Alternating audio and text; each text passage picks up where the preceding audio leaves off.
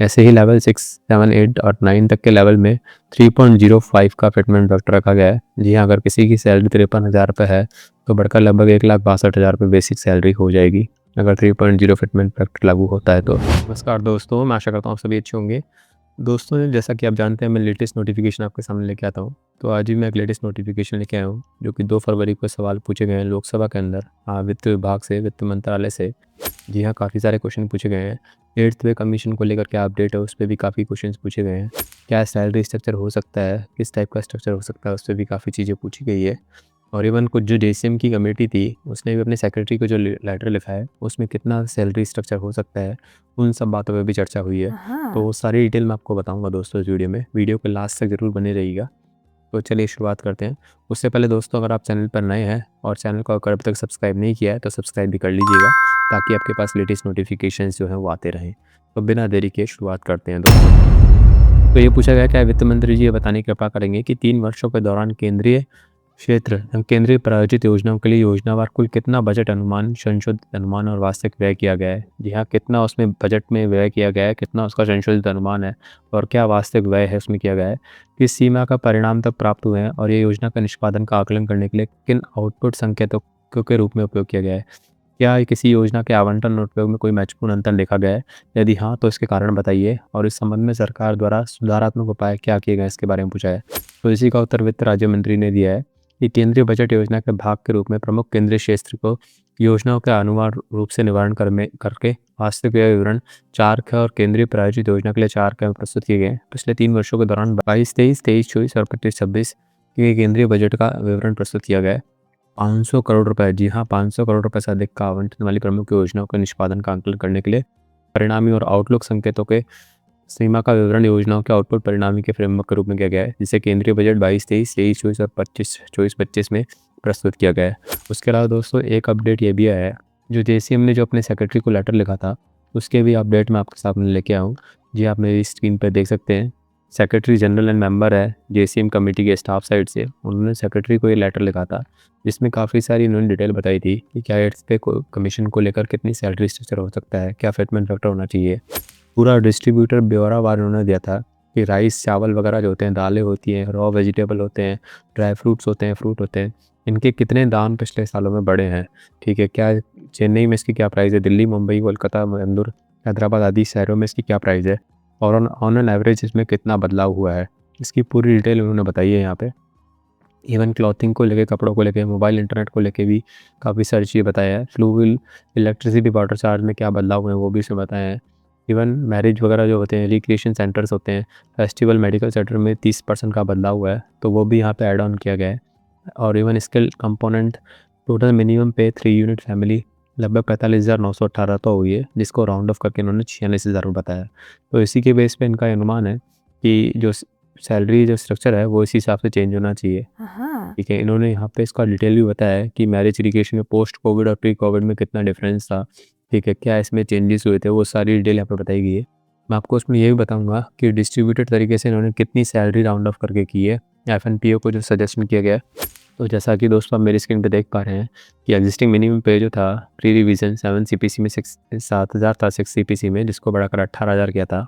अब जो revise minimum पे की डिमांड की जा रही है यहाँ पे 18,000 से बढ़ाकर 54,000 तक की जा रही है। जी हाँ, जैसा कि मैंने आपको ऊपर बताया कि 46,000 का लगभग फ़र्क उसमें आया है, तो उसी को राउंड ऑफ करते हुए 54,000 की मिनिमम पे की बात की जा रही है। जो डेरिवेशन की बात हो रही है दोस्तों, वो modified LLC norms with exclusion.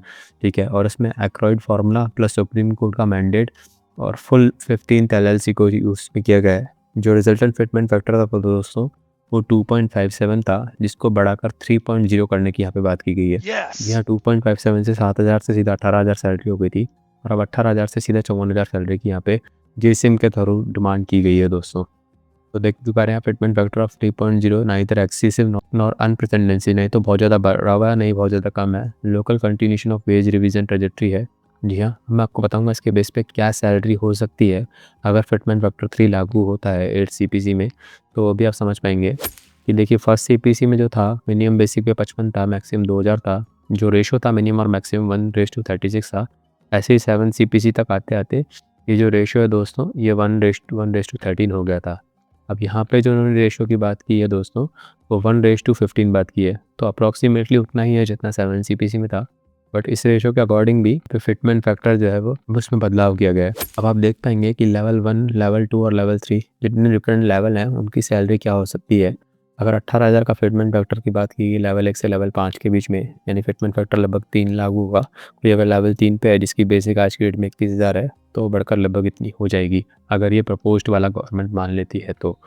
ऐसे ही लेवल 6, 7, 8 और 9 तक के लेवल में 3.05 का फिटमेंट फैक्टर रखा गया है। जी हाँ, अगर किसी की सैलरी 53,000 रुपये है तो बढ़कर लगभग 1,62,000 रुपये बेसिक सैलरी हो जाएगी अगर 3.0 फिटमेंट फैक्टर लागू होता है तो। ऐसे ही लेवल 14, 15 और इवन 16, 17 का भी यहाँ पे दे रखा है डेटा। ठीक है, 15 पे क्या सैलरी होगी, 16 पे क्या सैलरी होगी और 18 पे क्या सैलरी होगी, उसका भी डिस्ट्रीब्यूटेड जो है वो सैलरी स्ट्रक्चर यहाँ पे दिया गया है और उसमें बदलाव के यहाँ पे चेंजेस दिए गए हैं।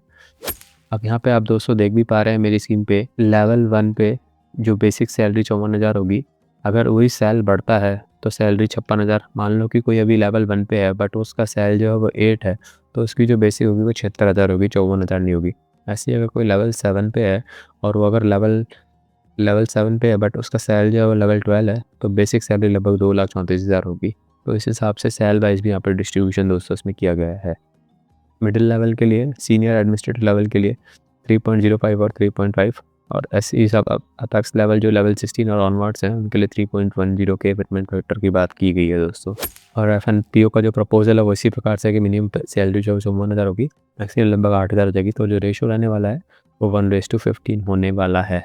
उसके अलावा दोस्तों एक सवाल और भी पूछा गया है वित्त विभाग में, 2 फरवरी का लेटेस्ट नोटिफिकेशन है। इस वर्ल्ड वित्त आयोग ने हाल ही में अपनी रिपोर्ट प्रस्तुत की है, यदि हाँ तो उसका क्या ब्यौरा है और वित्त आयोग द्वारा क्या सिफारिशें का क्या ब्यौरा है। वित्त मंत्रालय को उपरोक्त रिपोर्ट की समीक्षा करने की योजना है, यदि हाँ तो उसका क्या ब्यौरा है। तो इसका जवाब भी वित्त मंत्री के द्वारा दिया गया कि 16 वित्त आयोग ने 17 नवंबर 2025 को अपनी रिपोर्ट भारत के राष्ट्रपति को सौंप दी है। और इसके अलावा ग और ख में भी बताया गया कि 16 वित्त आयोग के निम्नलिखित क्षेत्रों केंद्रीय वित्त का आकलन कर राजस्व की हिस्सेदारी के संबंध में ऊर्ध्व एवं क्षैतिज अंतरण, राज्य वेतन सहायता अनुदान का आकलन, स्थायी निकायों अनुदान, वित्त पोषण, वृहत एवं राजकीय स्थितों का मार्ग और सब्सिडी सीमित और प्रभावशाली क्षेत्रों में सुधार करने की सिफारिशें की गई है। 16 वित्त आयोग की रिपोर्ट के साथ भारत सरकार द्वारा आयोग पर की गई कार्यवाही के संबंध में व्याख्यात्मक ज्ञापन दिनांक 1 फरवरी 2026 को संसद के दोनों सदनों में रख दिया गया है। आप देख ही पा रहे हैं 1 फरवरी 2026 को 16 वित्त आयोग की रिपोर्ट को भी यहाँ पे इसमें रख दिया गया है दोस्तों। तो ये सारा लेटेस्ट अपडेट था। इसके अलावा 1-2 अपडेट और भी आने वाले हैं, उस पर ही मैं लेटेस्ट वीडियो बना के आपके साथ लेके आऊँगा। आपके क्या विचार हैं इन चीज़ों को लेके, आप मुझे कमेंट करके अपने विचार बता सकते हैं। अगर आपने अभी तक चैनल को अगर सब्सक्राइब नहीं किया है तो चैनल को भी सब्सक्राइब कर दीजिएगा। ऐसे ही लेटेस्ट नोटिफिकेशन आपके सामने लेके आऊँगा। और थैंक यू सो मच दोस्तों फॉर वॉचिंग द वीडियो।